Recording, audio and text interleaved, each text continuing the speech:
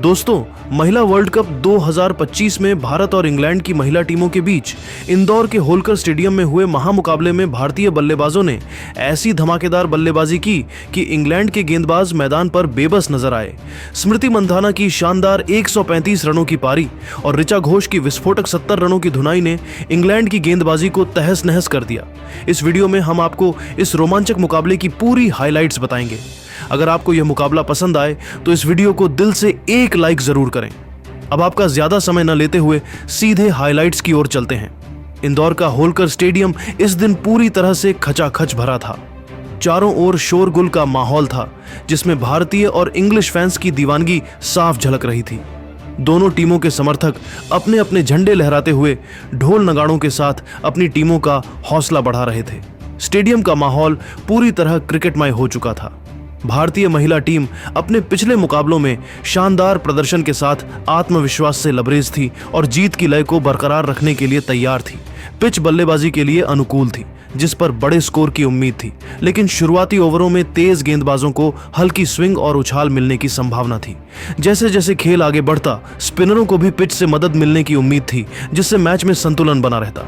दोनों टीमें इस ऐतिहासिक जंग के लिए पूरी तरह तैयार थीं और खिलाड़ियों के चेहरों पर जीत की भूख साफ दिख रही थी। मैच की शुरुआत टॉस से हुई, जो हर बड़े मुकाबले का पहला महत्वपूर्ण कदम होता है। भारतीय कप्तान हरमनप्रीत कौर ने सिक्का उछाला और किस्मत ने उनका साथ दिया। भारत ने टॉस जीता और हरमनप्रीत ने बिना देर किए पहले बल्लेबाजी का फैसला किया। भारतीय खेमे में खुशी की लहर दौड़ गई, क्योंकि होलकर स्टेडियम की पिच पर पहले बल्लेबाजी करना हमेशा फायदेमंद माना जाता है। भारत की पारी की शुरुआत स्मृति मंधाना और प्रतिका रावल ने की। ये दोनों सलामी बल्लेबाज अपनी टीम को मजबूत शुरुआत देने के इरादे से मैदान पर उतरी। दोनों ने पावर प्ले में सतर्क रुख अपनाया, यह जानते हुए कि शुरुआती विकेट खोना टीम के लिए नुकसानदायक हो सकता है। पहले 6 ओवरों में भारत ने बिना किसी नुकसान के 32 रन बनाए। इंग्लैंड की तेज गेंदबाज लॉरेन बेल और नेट साइवर ब्रंट ने सटीक लाइन और लेंथ के साथ गेंदबाजी की, जिससे भारतीय बल्लेबाजों को खुलकर खेलने का मौका नहीं मिला। स्मृति मंधाना ने लॉरेन बेल की गेंद पर एक खूबसूरत कवर ड्राइव लगाकर पहला चौका जड़ा, जिसे देखकर स्टेडियम में बैठे दर्शक तालियां बजाने लगे। प्रतिका रावल ने भी नेट साइवर ब्रंट की गेंद पर एक शानदार फ्लिक शॉट खेला, जो 4 रनों के लिए गया। लेकिन 7वें ओवर में इंग्लैंड की स्टार स्पिनर सोफी एक्लेस्टोन ने गेंद संभाली और अपनी फिरकी का जादू दिखाया। सोफी ने स्मृति मंधाना को एक फ्लाइटेड गेंद डाली, जिस पर स्मृति बड़ा शॉट खेलने की कोशिश में थी, लेकिन गेंद बल्ले का किनारा लेकर शॉट थर्ड मैन पर खड़ी टैमी ब्यूमॉन्ट के हाथों में चली गई। स्मृति 18 गेंदों में 12 रन बनाकर पवेलियन लौटी। भारत का स्कोर 38 रन पर 1 विकेट के नुकसान पर था। अब मैदान पर आई हरलीन देओल, जो दबाव में पारी को संभालने के लिए जानी जाती है। प्रतिका रावल और हरलीन ने समझदारी से बल्लेबाजी शुरू की। प्रतिका ने लिंडसे स्मिथ की गेंद पर एक शानदार स्वीप शॉट खेला, जो बाउंड्री के पार गया। हरलीन ने भी अपनी क्लास दिखाई और चार्लोट डीन की गेंद पर एक लॉफ्टेड कवर ड्राइव मारकर 4 रन बटोरे। दोनों ने मिलकर 15वें ओवर तक भारत का स्कोर 82 रन तक पहुंचाया, जिसमें 1 विकेट का नुकसान हुआ था। लेकिन 16वें ओवर में इंग्लैंड की कप्तान नेट साइवर ब्रंट ने गेंदबाजी में बदलाव किया और खुद गेंद थामी। उनकी एक तेज सीधी गेंद ने प्रतिका रावल को चकमा दे दिया और गेंद बल्ले का किनारा लेकर विकेटकीपर एमी जोन्स के दस्तानों में समा गई। प्रतिका 45 गेंदों में 45 रन बनाकर आउट हुई। भारत का स्कोर 88 रन पर 2 विकेट के नुकसान पर था। अब मैदान पर आई कप्तान हरमनप्रीत कौर, जो अपनी आक्रामक बल्लेबाजी के लिए मशहूर हैं। हरलीन देओल और हरमनप्रीत ने मिलकर पारी को आगे बढ़ाया। हरमनप्रीत ने आते ही सोफी एक्लेस्टोन की गेंद पर एक जोरदार पुल शॉट खेलकर चौका जड़ा, जिससे उनके इरादे साफ हो गए। हरलीन ने भी लॉरेन बेल की गेंद पर एक शानदार लॉफ्टेड ड्राइव मारकर 4 रन जोड़े, लेकिन 22वें ओवर में चार्लोट डीन ने हरलीन को एक धीमी गेंद पर फंसाया। हरलीन ने बड़ा शॉट खेलने की कोशिश की, लेकिन गेंद हवा में उछली और मिड ऑफ पर खड़ी हीदर नाइट ने आसान कैच लपक लिया। हरलीन 25 गेंदों में 25 रन बनाकर आउट हुई। भारत का स्कोर 115 रन पर 3 विकेट के नुकसान पर था। अब क्रीज पर आई जेमिमा रोड्रिग्स, जो अपनी तेज तर्रार बल्लेबाजी के लिए जानी जाती हैं। हरमनप्रीत और जेमिमा ने मिलकर स्कोरबोर्ड को गति दी। हरमनप्रीत ने लिंडसे स्मिथ के ओवर में 2 लगातार चौके लगाए, जिसमें एक स्वीप और एक कट शॉट शामिल था। जेमिमा ने भी नेट साइवर ब्रंट की गेंद पर एक शानदार लॉफ्टेड कवर ड्राइव मारा, जो 4 रनों के लिए गया।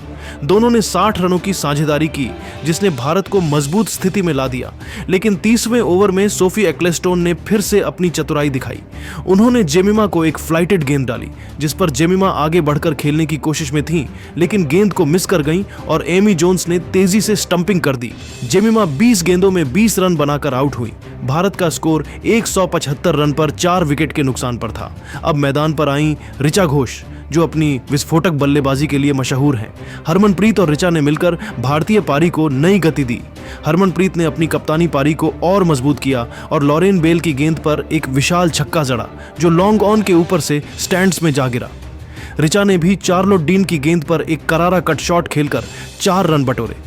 दोनों ने मिलकर 80 रनों की तूफानी साझेदारी की, जिसने भारत को 255 रन तक पहुंचा दिया, जिसमें 4 विकेट का नुकसान हुआ था। लेकिन 38वें ओवर में नेट साइवर ब्रंट ने हरमनप्रीत को एक तेज इन स्विंगर डाली, जो उनके बल्ले को चकमा देती हुई स्टंप्स से टकरा गई। हरमनप्रीत 85 गेंदों में 85 रन बनाकर बोल्ड हुई।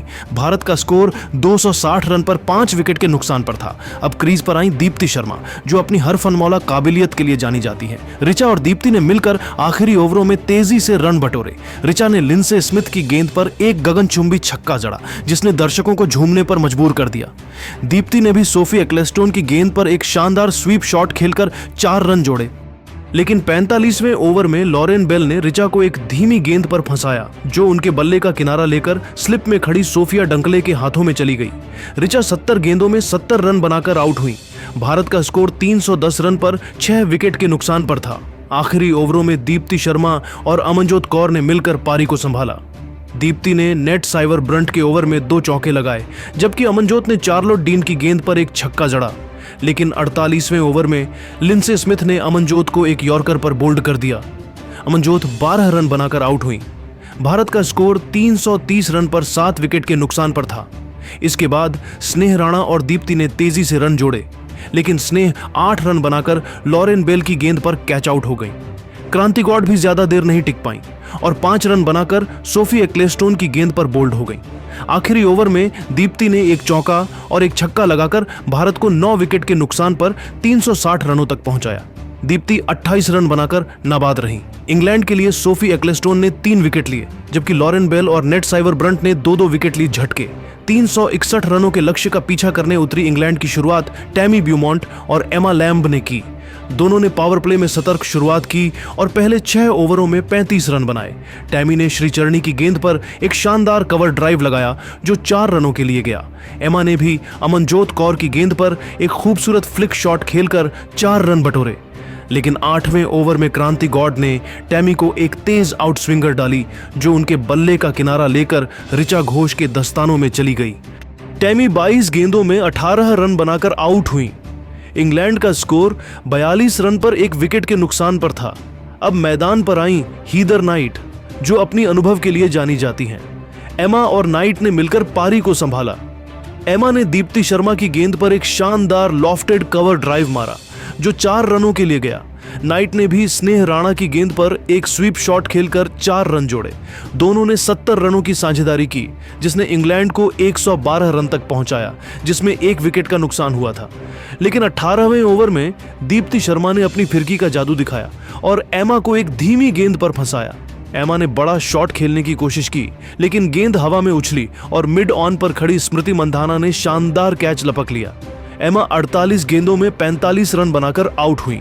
इंग्लैंड का स्कोर 120 रन पर 2 विकेट के नुकसान पर था। अब मैदान पर आई कप्तान नेट साइवर ब्रंट। नाइट और साइवर ब्रंट ने मिलकर तेजी से रन बनाए। नाइट ने श्रीचरणी की गेंद पर एक विशाल छक्का जड़ा, जो लॉन्ग ऑन के ऊपर से गया। साइवर ब्रंट ने भी क्रांति गौड की गेंद पर 2 लगातार चौके लगाए।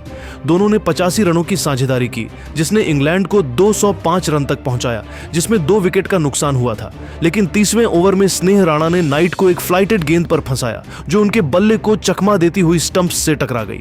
नाइट 62 गेंदों में 70 रन बनाकर बोल्ड हुई। अब मैदान पर आई सोफिया डंकले। साइवर ब्रंट और डंकले ने तेजी से रन बनाए, लेकिन 35वें ओवर में अमनजोत कौर ने साइवर ब्रंट को एक तेज गेंद पर बोल्ड कर दिया। साइवर ब्रंट 55 गेंदों में 60 रन बनाकर आउट हुई। इंग्लैंड का स्कोर 250 रन पर 4 विकेट के नुकसान पर था। अब क्रीज पर आई एलिस कैप्से। डंकले और कैप्से ने 50 रनों की साझेदारी की, लेकिन 42वें ओवर में दीप्ति शर्मा ने डंकले को एक धीमी गेंद पर फंसाया, जो उनके बल्ले का किनारा लेकर स्लिप में खड़ी हरलीन देओल के हाथों में चली गई। डंकले 40 रन बनाकर आउट हुई। इंग्लैंड का स्कोर 300 रन पर 5 विकेट के नुकसान पर था। आखिरी 8 ओवरों में इंग्लैंड को 66 रनों की जरूरत थी। एलिस कैप्से और एमी जोन्स ने तेजी से रन बनाए, लेकिन क्रांति गॉड ने कैप्से को एक यॉर्कर पर बोल्ड कर दिया। कैप्से 35 रन बनाकर आउट हुई। अब मैदान पर आई चार्लोट डीन। एमी और डीन ने 30 रनों की साझेदारी की, लेकिन 48वें ओवर में श्रीचरणी ने एमी को एक तेज गेंद पर कैच आउट करवाया।